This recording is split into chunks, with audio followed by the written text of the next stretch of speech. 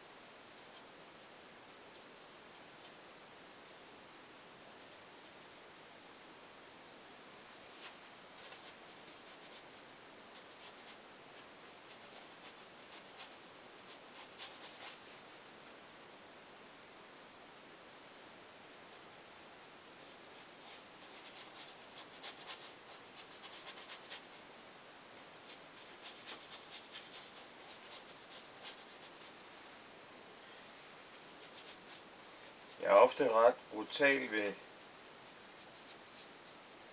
min viftepensel, men den er af så god en kvalitet og er stiv nok til og robust nok til at kan tåle den lidt hårdhændede behandling, den får her.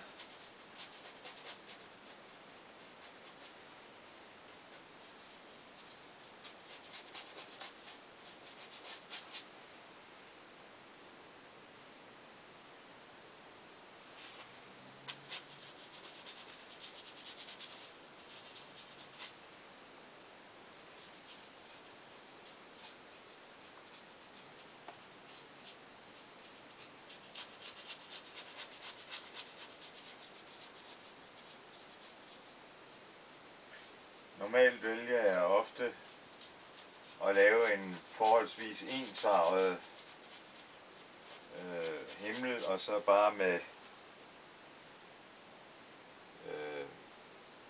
en farve, og så bare lægge den på med en almindelig flad pensel.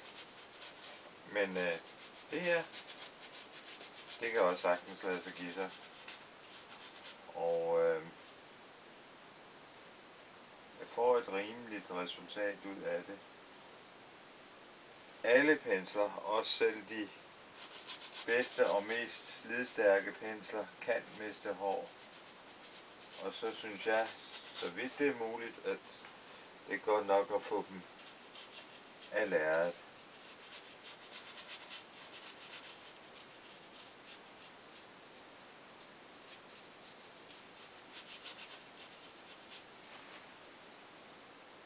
Her der kører jeg bare med en Zinkhvid og en Kevlar blå, og så 2 grå fra neutralgrå serien, og det er alt sammen i Goldens farver.